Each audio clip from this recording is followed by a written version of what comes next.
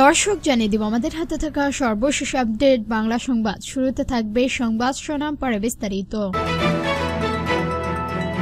মানুষের মধ্যে ধারণা হচ্ছে সরকার ইচ্ছা করে নির্বাচন বিলম্বন করছে, বলছে মির্জা ফখরুল ইসলাম আলমগীর। এখন জানিয়ে দিব ট্রাইব্যুনালে প্রধান অভিযুক্তদের বিচারে 1 বছরের মধ্যে শেষ হবে, বলছেন চিফ প্রসিকিউটর। তারপর জানিয়ে দিব ফ্যাসিবাদের বিরুদ্ধে রাজপথে ঐক্যত্ব ধরে রাখতে হবে, বলছেন মামুনুল হক। এবং সর্বশেষ জানিয়ে দিব আজ থেকে স্থানীয় সরকার দপ্তরিক কার্যক্রম চলবে নগর ভবনে। আসসালামু আলাইকুম, আমি সারিফা আপনাদের সঙ্গে শুনছিলেন সংবাদ শিরোনাম। এখন শুনবেন বিস্তারিত জানাই গিয়ে আপনি যদি আমাদের চ্যানেলে নতুন হয়ে থাকেন তাহলে অবশ্যই চ্যানেলটিকে সাবস্ক্রাইব করবেন, আর ভিডিওর মূল বক্তব্য শোনার জন্য ভিডিওটি না টেনে সম্পূর্ণ দেখুন। এখন বিস্তারিত।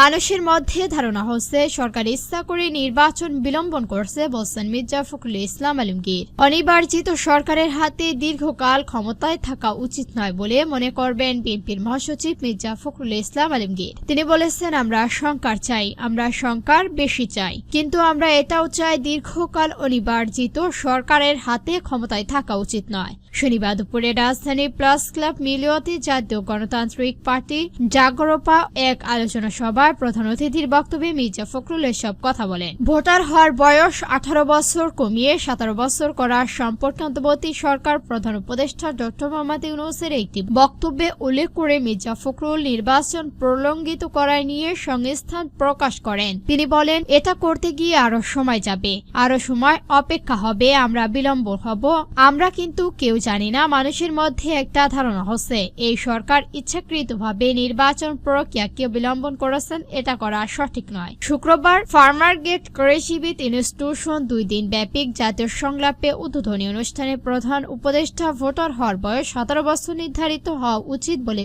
অভিমত প্রকাশ করেন। প্রধান উপদেষ্টার বক্তব্যে জনমনে বিভ্রান্তিকর সৃষ্টি করেছেন বলে মন্তব্য করেন বিএনপির মহাসচিব। তিনি বলেন, এখন তাহলে কি করতে হবে? নতুন করে আবার ভোটার তালিকা তৈরি করতে হবে? আমি মনে করি যে এই বিষয়কে এভাবে না বলে এই নিয়ে অংশীদার জনদের সঙ্গে কথা বলে তারপর এই বিষয়টি আনতে পারলে ভালো হতো, কোনো বিতর্ক সৃষ্টি হতো না। এখন তো আরো বেশি করে মানুষ আশাহত হয়ে যাবে। এটা সেটা টাইমসের মানুষের মাধ্যমে নির্বাচন প্রক্রিয়াকে বিলম্বন করা আশঙ্কা সৃষ্টি হচ্ছে। বিষয়টি নির্বাচিত কমিশনের হাতে ছেড়ে দেওয়া পরামর্শ দেন মির্জা ফখরুল। তিনি বলেন, আপাতত সেই আপনি প্রধান নির্বাহী, আপনি প্রথমেই বলে দিয়েছেন যে 17 বছর হলেই ভালো। আপনি যখন বলেছেন তখন নির্বাচন কমিশনারকে এটা করতে বাধ্য করেছেন, যেটা নির্বাচন কমিশনার ঠিক করবে। যদি 1 বছর কমাতে চান তাহলে সেটা নির্বাচন কমিশনার প্রস্তাব করুন। যারা নতুন হয়েছেন এই বিষয়ে নির্বাচন কমিশনারকে ছেড়ে দিন, তারা সিদ্ধান্ত নেবে। কিন্তু উনি প্রধান উপদেষ্টা যখন বলে দেন তখন এটা একটা চাপ তৈরি হয় এবং নির্বাচন কমিশনারের জন্য।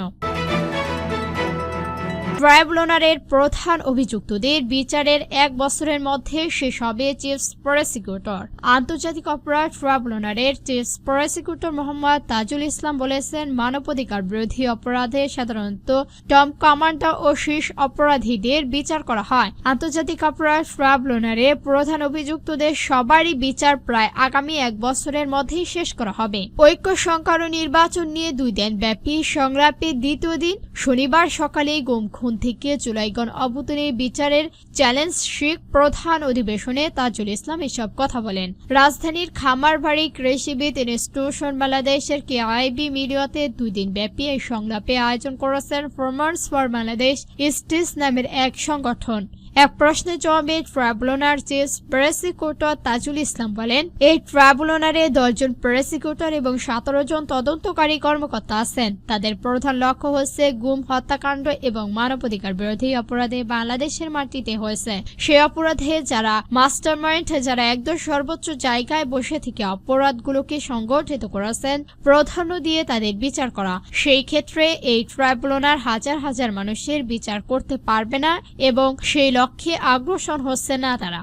তিনি বলেন, মানবাধিকার বিরোধী অপরাধে সাধারণত টপ কমান্ডার বিচার করা হয়। জুলাই আগস্ট গণ অভ্যুত্থানের প্রধান নিউক্লিয়ার ছিলেন সাবেক প্রধানমন্ত্রী শেখ হাসিনা। এই সাবেক প্রধানমন্ত্রী ও তার নিচের দিক কয়েকজন ছিলেন, তাদের বিচারকে প্রাধান্য দেওয়া হচ্ছে। ফ্যাসিবাদীদের বিরুদ্ধে রাজপথে ঐক্যত্ব ধরে রাখতে হবে বলছেন মামুনুল হক। বাংলাদেশ খেলাফত মজলিস মহাসচিব মাওলানা মামুনুল হক বলেছেন, ভবিষ্যৎ বাংলাদেশে নির্মাণে ইসলামী ব্যাংকগুলোর মধ্যে ঐক্যত্ব থাকবে। এক্ষেত্রে বিএনপি ও জামায়াতের কারণে তা যদি ব্যাপক ঘটে জাতির কাছে তা জবাবদিহি করতে হবে। ফ্যাসিস্ট বিরোধী আমাদের রাজপথে ঐক্যত্ব ধরে রাখতে হবে। শনিবার রাজধানীর সোহরাউদ্দিন উদ্যোগে খেলাফত মজলিস সাধারণ পরিষদ উদ্দেশ্য অধিবেশনে এসব কথা বলেন তিনি। মামুনুল হক আর বলেন, আগামী বাংলাদেশ আমরা একটি দৃষ্টি স্থাপন করতে চাই, সেটা হলো আল্লাহর দিকে বিজয় করা। এই সমগ্র আমাদের ঐক্যত্ব গড়ে তুলতে চাই। তিনি বলেন, ইসলামিক দলগুলো আলাদা স্বীকৃতি থাকতে পারে, তবে খেলাফত প্রতিষ্ঠান কারো ভিন্নতা থাকতে পারে না। আল্লাহর দিন প্রতিষ্ঠা করতে আমাদের বিভিন্ন লক্ষ্যে কাজ করতে হবে। এর জন্য আমাদের ইসলামিক দলগুলোর মধ্যে অতীতের বিতর্কিতার পেছনের ফলে সামনের দিকে এগিয়ে যেতে হবে। বাস্তবতার সামনে রেখে আমাদের ঐক্যত্বে ভিড় গড়ে তুলতে হবে। মামুনুল হক বলেন, বর্তমান বাস্তবতা আমাদের বিভিন্ন শত্রু ভারত, তাদের আধিপত্যবাদ রুখে দিতে হবে। এজন্য ইসলামিক দলগুলো ভিন্ন ভূমিকা ও দরকার। এদিকে সকাল 9:30টায় দ্বাদশ অধিবেশনে উদ্বোধন করে খেলাফত মজলিস উপদেষ্টা ও সাবেক আমির অধ্যাপক মাওলানা মোহাম্মদ ইসহাক অধিবেশন সভাপতিত্ব করেন খেলাফত মজলিস আমিরের মজলিস আব্দুল বাসিত আজাদ। আজ থেকে স্থানীয় সরকারের দপ্তরিক কার্যক্রম চলবে নগর ভবন। ঢাকা দক্ষিণ সিটি কর্পোরেশন প্রধান কার্যালয়ে নগর ভবন শূন্য কক্ষগুলোতে আজ রবিবার থেকে স্থানীয় সরকার, পল্লী উন্নয়ন ও সমবায় মন্ত্রণালয় দপ্তরিক কার্যক্রম পরিচালনা করা হবে বলে জানিয়েছেন স্থানীয় সরকার উপদেষ্টা আসিফ মাহমুদ সচিব।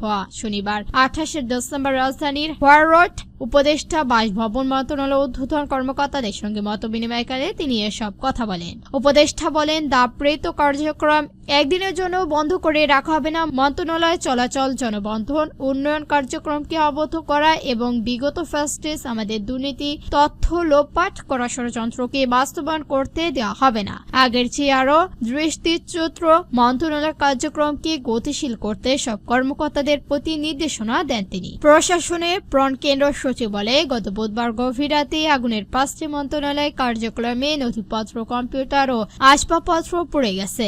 এর মধ্যে স্থানীয় সরকার, পল্লী উন্নয়ন ও সময় মন্ত্রণালয় 2 বিভাগ রয়েছে। আগুন পুড়ে যাওয়ার জন্য মন্ত্রণালয় বিভাগগুলো হল সড়ক পরিবহন ও সেতু মন্ত্রণালয়, সড়ক পরিবহন ও মহানগর বিভাগ, ডাক টেলিযোগাযোগ ও তথ্য প্রযুক্তি মন্ত্রণালয়, ডাক ও টেলিযোগাযোগ বিভাগ, যুব ক্রীড়া মন্ত্রণালয়, শ্রম ও কর্মসংস্থান মন্ত্রণালয়। সব মন্ত্রণালয় দপ্তরে নথিপত্র পুড়ে ছাই হয়ে গেছে, পুড়ে কয়লা হয়ে গেছে কম্পিউটার ও আসবাবপত্র।